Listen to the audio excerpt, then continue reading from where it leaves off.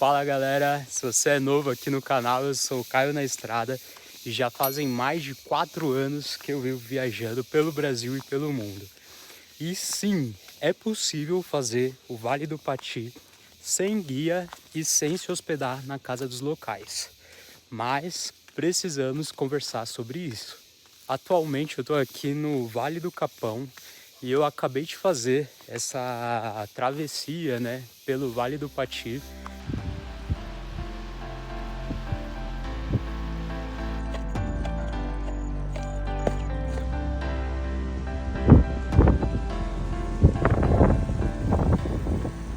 Sem usar guia e sem dormir na casa dos locais. A gente sabe que, infelizmente, ainda o Vale do Pati é um lugar onde ele não é tão acessível para a grande maioria dos brasileiros por causa dos valores para poder fazer essa expedição. Os valores não são baratos, por exemplo, em média, para você ficar 3 dias, você não paga menos de R$ 2.000. Então isso acaba se tornando um grande empecilho para as pessoas, né? A grande maioria das pessoas conhecer. Mas existe algumas alternativas, inclusive que foi a que eu fiz, onde você pode ir fazendo acampamento selvagem, né, no Vale do Pati, e sem precisar dormir na casa dos locais e sem precisar de guia, mas você tem que tomar muita atenção e é sobre isso que eu quero falar aqui nesse vídeo.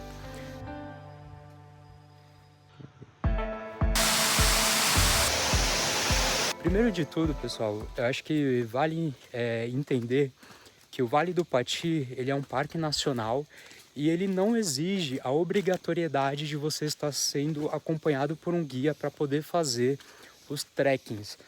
Porém, é super recomendado que você esteja com um guia ou então com alguém que conheça muito bem o caminho. Por quê? Primeiro de tudo, o Vale do Pati ele fica num lugar muito isolado. Então, para você chegar lá, você tem que andar muitos quilômetros. E aí nessa caminhada, para você chegar e tanto para você andar dentro do Vale do Pati, acaba se tornando, né, muitos terrenos onde você tem que subir morro, descer morro. Então você está exposto a perigos a todos os momentos, desde perigos de você poder cair, se machucar, torcer o pé, ou até mesmo com relação a animais peçonhentos, porque você acaba tendo um contato muito grande com a natureza.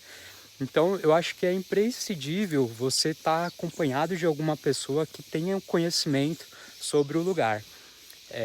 Eu fiz essa travessia durante 4 dias, acampei e acampando 3 noites no Vale do Pati.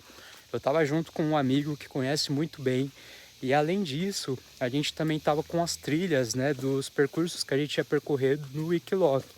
Então é importante você estar com mais de uma pessoa, porque se acontece alguma emergência, tem alguém para poder te ajudar. Então acho que essa é a primeira coisa muito importante para se falar.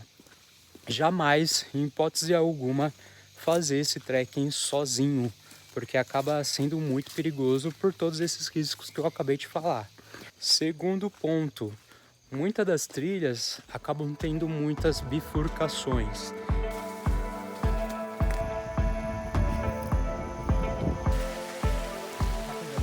Então, as trilhas elas podem ter ali dois caminhos muito parecidos, porque acaba se tornando muito fácil você se perder. Então, isso é uma das coisas também que você precisa ter o conhecimento de alguém para você fazer essa trilha, né? Esse trekking. É um trekking muito extenso, então assim, você, além de tudo, se você não for dormir na casa de moradores, você vai estar com uma mochila mais pesada. Esse é o terceiro ponto que a gente precisa falar.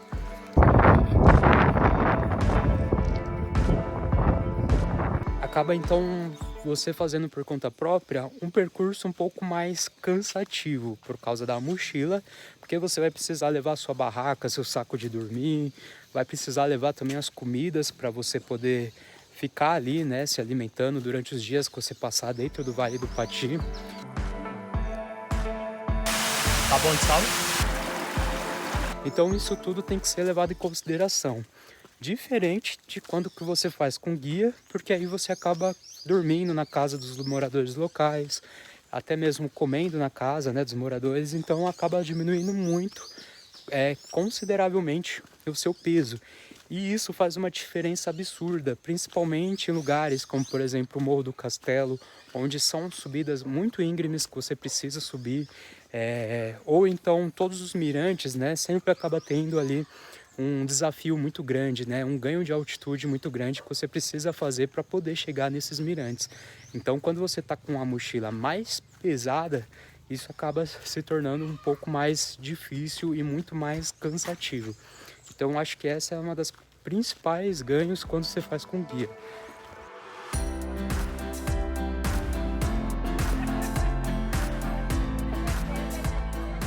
Agora falando das coisas que eu acredito que são essenciais para você poder fazer essa travessia no 0800 sem pagar guia, né, ou na casa de moradores.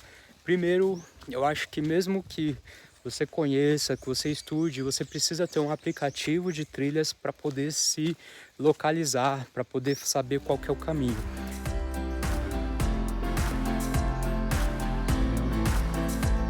Aí aqui é um dos mirantes. E aqui é o outro. Na minha travessia eu usei o Wikiloc, não tive dificuldade nenhuma, todas as trilhas estavam super bem demarcadas no aplicativo. Então a primeira coisa eu acho que você tem que fazer é baixar essas trilhas offline, porque lá não tem sinal, não tem internet, você vai estar isolado no meio da natureza.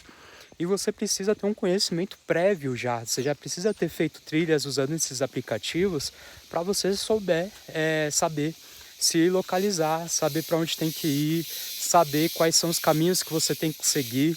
Então é muito importante você ter essa experiência prévia por uma questão de segurança.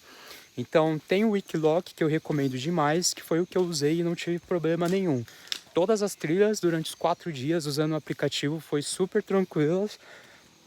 Tinha esse meu amigo que conhecia também os caminhos, mas a gente sempre ia confirmando para saber, né, se a gente estava no caminho certo, até para que a gente não possa fazer um caminho errado e depois ter que voltar muitos quilômetros. Segundo, eu acho que coisas essenciais é você ter um kit de primeiros socorros, seja para bolhas, então assim, você tem um esparadrapo, algodão, você tem um álcool em gel junto com você. Além disso, você tem algumas coisas para poder se proteger do sol, como por exemplo camisa UV, né, de proteção, protetor, muito protetor. Você vai estar exposto ao sol o tempo inteiro, então isso acaba sendo muito importante. E esse kitzinho também de primeiros socorros para que, caso acontecer alguma coisa, espero que não aconteça. Como eu falei, você vai estar muito distante de tudo, então você precisa ter um kitzinho junto com você para caso isso aconteça.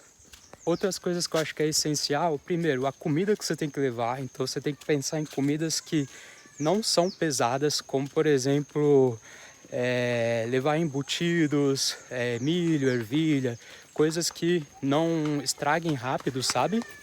E que não pesem muito. Uma dica aqui que eu sempre faço é levar uma garrafinha de água, só que dentro dela você leva ali parte arroz e parte lentilha.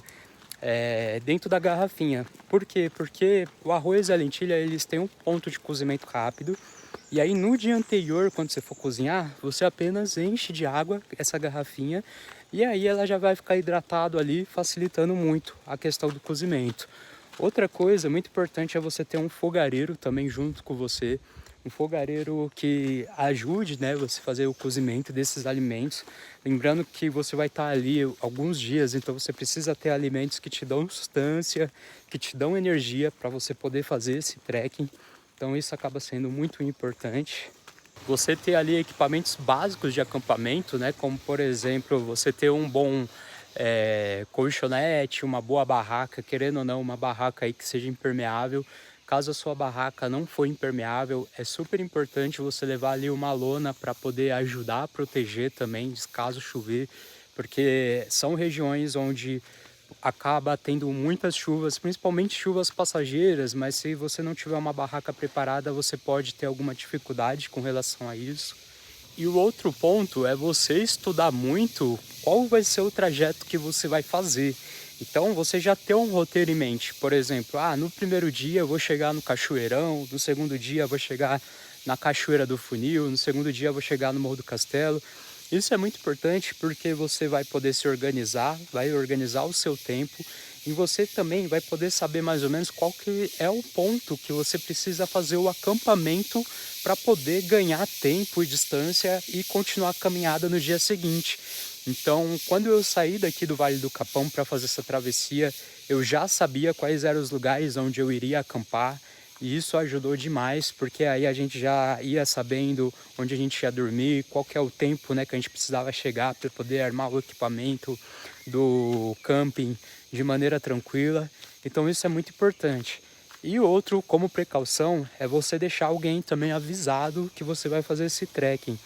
Porque caso acontecer alguma coisa, você não vai ter contato com essa pessoa, você não vai ter nenhum tipo de maneira de poder fazer uma ligação ou mandar mensagem, mas é legal você falar, né, avisar, tipo, até o dia tal eu vou retornar do camping, para a pessoa, né, já saber que se caso você não chegou, não retornou, aconteceu alguma coisa, né, e é mais para questão de segurança mesmo. Então acho que isso é muito importante, deixar as pessoas avisadas que você vai estar um tempo offline. Basicamente é isso, sabe? Eu acho que assim, é possível fazer, como eu falei, né? Vai ser um pouco mais cansativo, porque você vai estar com peso, você vai ter que caminhar com as coisas para fazer o acampamento, mas em contrapartida você vai economizar bastante. Porém, vai ser uma experiência diferente se caso você for com um guia, tá? Mais uma vez, eu só recomendo de fazer essa experiência sem guia se você conhecer o lugar ou se você estiver junto com alguém que conheça muito bem e estiver muito bem preparado para isso, tá? Outra opção também, caso você quiser economizar, mas ainda assim ter um pouco mais de conforto, é você ficar na casa dos moradores. Então você não precisa estar com guia para poder dormir na casa dos moradores ou até mesmo comer.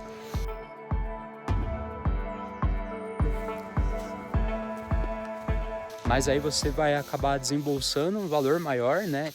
Para você ter noção, para vocês terem noção, em média é R$ 250 o valor da estadia completa, que é referente à janta, a dormida, mais o café da manhã. E aí nesse caso, além do conforto, você também vai ter a experiência de fazer a troca junto com os moradores, de culturais, saber um pouco mais da vida deles. Eles são super simpáticos e adoram receber os turistas, né, que vão lá para fazer os trekkings.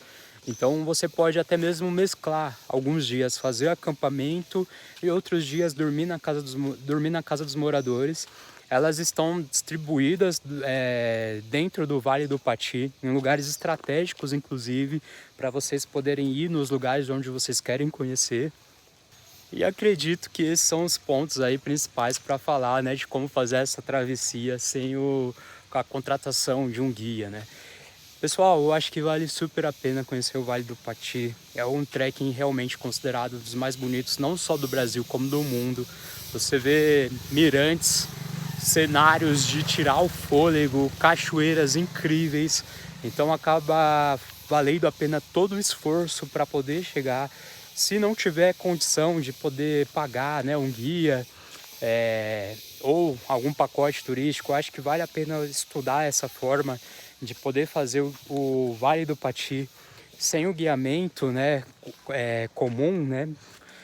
Porém, tem que estar preparado, porque é um trek que vai exigir muito de vocês. E como eu falei, vocês vão estar num lugar muito isolado, a muitos quilômetros de distância. Então, para fazer isso, tem que ter muita segurança.